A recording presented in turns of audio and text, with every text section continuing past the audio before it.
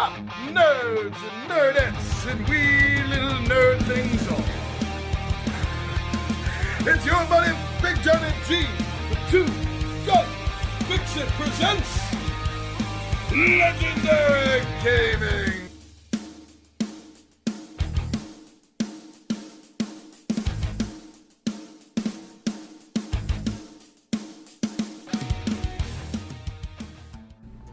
Thank you very much for joining me, everyone, to learn how to play Crazier 8's Olympus.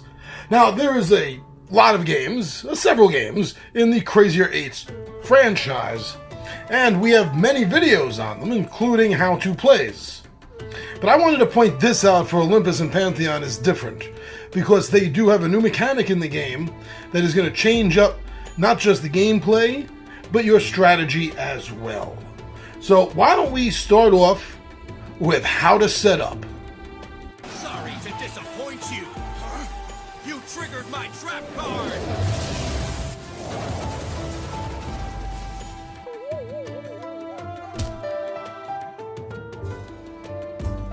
The object of this game is to end up with 0 cards in your hand.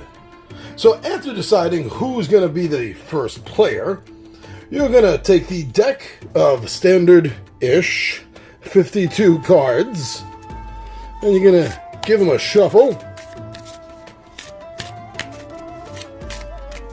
And after that shuffle, and maybe you might even want to cut the deck better than I just did, because now I got to give a shuffle again. But after that shuffle, you're going to draw 7 cards for each player.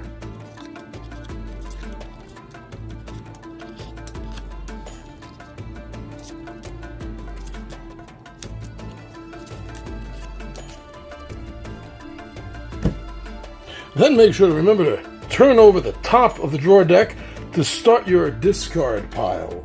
This is going to be very important because this is going to be explaining how the game is going to be starting, what you need to discard. In this case, a sun or a 7 when you start the game. And with that, the game is literally set up, my friends. So now why don't we jump right into how to play the game.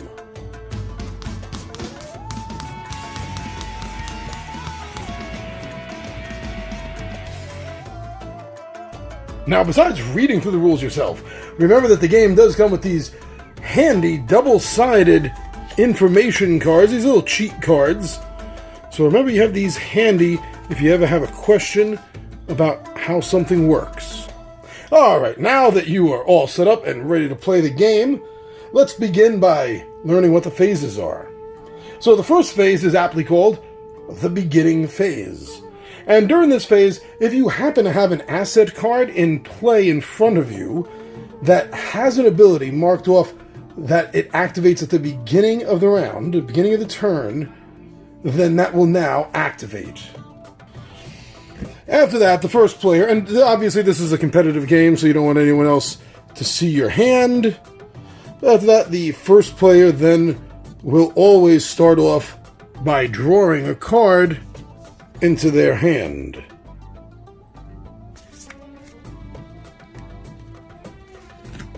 Now, after the draw phase comes the main phase of the game. And this is the time of the game that you can discard a card from your hand to the top of the deck. And this being a Sun 7, we would need either a Sun card, such as Andromeda, or we would need a 7 card. All we have is the Queen card. This is an asset. So we could also play this if we wanted to. Same as if it was an event. At the beginning of your turn, look at one opponent's hand. You may put any one asset card from that player's hand into play on the table under your control. So I think, actually, looking at this hand, I'm gonna put Andromeda out in play for myself, which means I still have to discard. And that was the only 7. That was the only Sun I have, and I have no 7. So I'm going to use an 8. 8s are wild. 8s are wild. So I'm going to put down the event Song of Orpheus. The player of your choice draws 3 cards. Play the top card of the draw pile. Now, if I had been using an event instead of playing event as I had played an asset, if instead of the asset I had decided I wanted to play the event, let's say musing, then when this gets discarded, it would get discarded to the bottom of the deck. This way, not to change the system that's working up top. That then brings us to the end phase. And just like the beginning phase, the main purpose of this is if you have any assets on the table in front of you in your play area active, that say that they activate during the end phase, they would then activate. Now that you know how to play, let's take a closer look at the cards. Let's start with the asset cards. As you can see, this asset here is Circe. There's a queen and moon, is what's indicated in the top left-hand corner banner. When you play an asset, it is what is considered to be revealed. You are in control of the card. You put it into play on the table in front of you, and you use the standard abilities while it is in play on the table. The controller makes any decisions needed for the asset's abilities. If there's a space between sections of the text, it has more than one ability. So as you see here with this asset, Circe, it has 2 abilities, as there are 2 paragraphs. When Circe comes into play on the table, you may discard an additional card from your hand. Whoa! And then, at the beginning of your turn, you may choose an opponent who controls 3 or more assets. If you do, you gain control of any one asset they control. Such as Polyphemus here, king of the Blue Moon cards. This asset activates at the end of your turn, as it says. At the end of your turn, you may destroy any one red, purple, or green asset that is in play on the table. Now, that leads to something else we need to point out. This is what I was talking about earlier. This is the difference that Recoculous games put into Olympus. That's different than the games they previously had, such as 1001 Nights, Camelot. And what that is that the ace cards are different this time.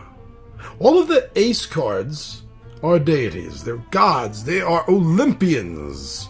In this case, Hecate is an asset. And you notice that it says right in the middle, between the 2 paragraphs, that one line, that she cannot be destroyed. None of the ace cards are able to be destroyed. So, Polyphemus here that says that he could destroy any purple. This is a purple asset. He says he can destroy it. He can destroy any one that's in play. But no, you cannot with the ace cards. Now, if there is a card that affects the ace but doesn't destroy it, such as maybe changes hands of which player is in control of it, moves it around the table, if it's a non-destructive effect, it will still affect the ace. So the gods are fickle, and they will choose their heroes, i.e. players, at their own whim. I love the way that kind of plays out thematically.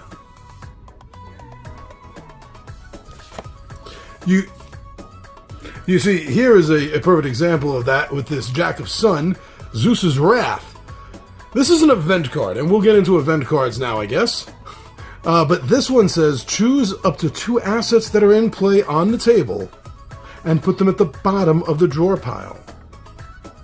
Now, events. When you play an event, you reveal the card, you use the card's ability immediately, and then you're going to put it at the bottom of the discard pile. As I said earlier, this way it doesn't change what's going on with the top corner banners here.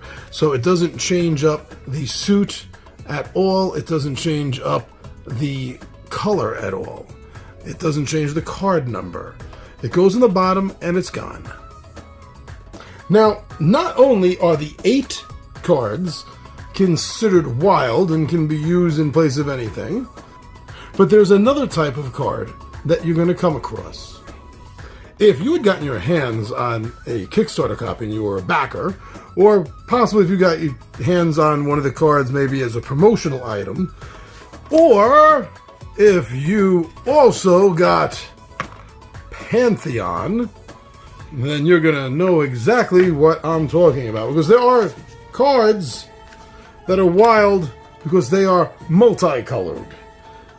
Such as the asset, the Sphinx of Giza, at the beginning of your turn, name a color and reveal the top 2 cards of the drawer pile. You may play a revealed card that has the named color. Put the rest of the cards back on the top in any order. Or maybe Apotheosis.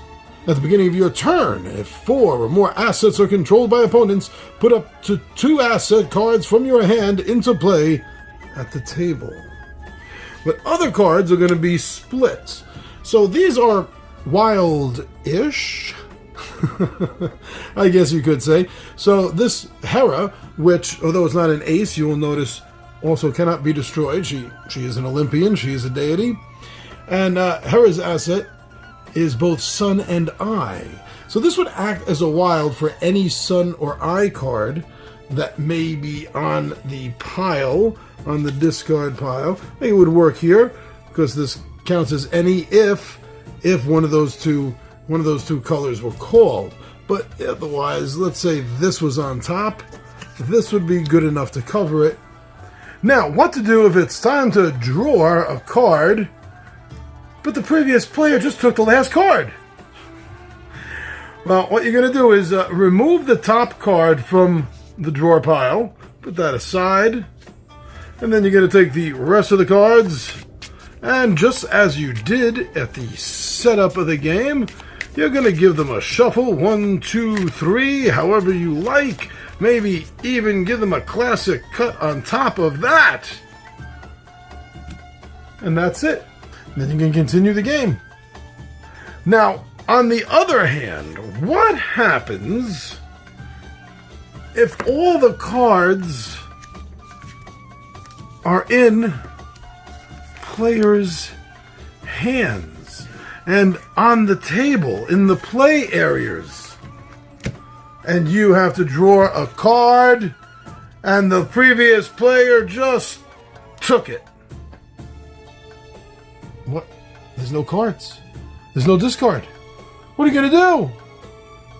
Well, actually, other than getting rid of all your cards in your hand, that's the other way to end the game, because the game will end, all players will lose. The colors of each suit of cards are associated with different themes and concepts. Green is associated with nature and the quest for balance. It features adventurers and mystical creatures. Red is associated with the divine and the quest for a better world. It features heroes and humans. Blue is associated with the demonic and the quest for domination. It features monsters and villains. Purple is associated with the paranormal and the quest for knowledge. It features wizards and magic. The rulebook introduces variant ways of playing, including team play, 2-player games, and point games. And that's pretty much it, my friends. Everything you need to know in order to set up and get a game started of Recoculous's Crazier 8's Olympus and Pantheon. Olympus plays 2 to 4 players, and you get another 2 in with Pantheon if you have both sets. I definitely love having both sets of all of their games, to tell you the truth. Alright, everyone, I'm your buddy Big John Ed G. The 2-Gun Pixie presents Legendary Gaming, and my friends, I am out of here.